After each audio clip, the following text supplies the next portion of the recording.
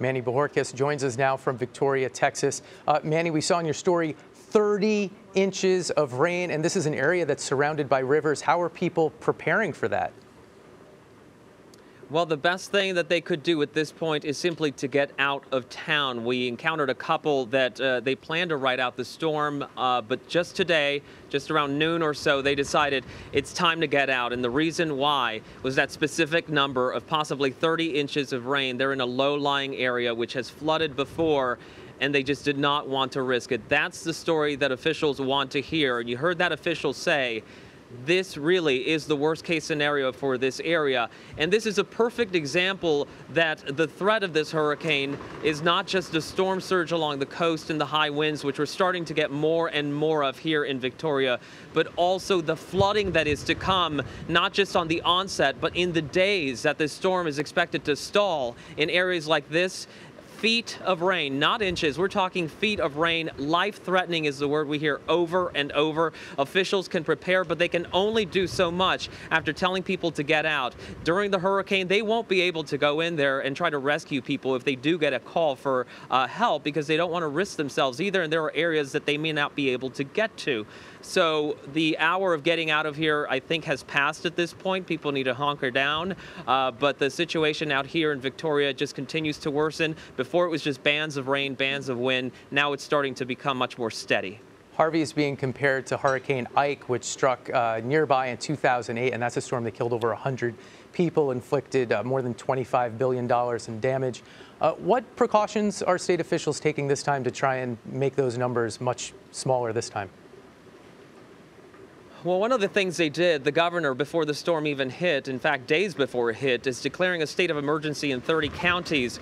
That, of course, starts to free up assets and resources to get people in place where they need to be, best situated for any search and rescue things that need to happen, operations that need to happen after the storm passes through or as it's going through, and gets the ball rolling as far as money, aid, not only, again, on the onset, but after the recovery efforts. That's one of the things they're doing right now. But again, as this storm continues to almost get stronger before it makes landfall, the one thing they wanted to emphasize is just get out of the way. Do not sit this one out. Some people have decided to do that, and we're hoping that we won't see the worst case scenario that we talked with that city manager about. But, you know, these things are unpredictable. The scenarios we're hearing keep getting worse and worse, and we're just going to watch and see what happens here. You talk about having to hunker down if you're still there. That's because the roads are impassable? There's no one to help you get out? That's because they're becoming impassable, or they will be in a few hours when you really start to get some of that road flooding, but also because the high winds will prevent you from going over any bridges. Officials shut them out, or shut them down rather, after the winds reach a certain speed. So if you're in an area where there's one bridge is the way in and the way out, well, if they shut it down, that's it. Or if you live somewhere where a road floods and that's your one way out, well, that's it. And as you can see, the wind, rain picking up here. This situation is only going to get worse as the night progresses. So while some people were still trying to get out today, and officials were very happy to see that, anyone who's decided to stay here will have to contend with the elements.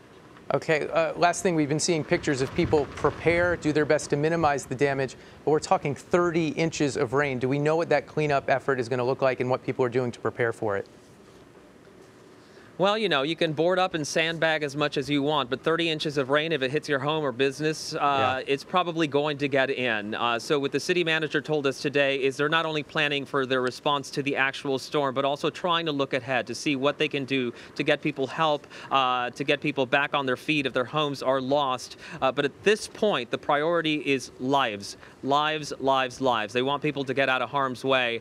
And as we wait for this hurricane to come ashore and hit this area, you know, that's the big hope.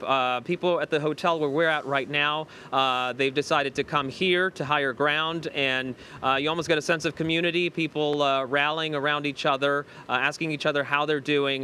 You know, they know what they're going through. They know they've left behind homes, and they took the belongings that they could, the documents, the pictures. But what about everything else? Will it still be there is the question we keep hearing over and over. Okay, Manuel Bojorquez in Victoria, Texas. Manny, thanks.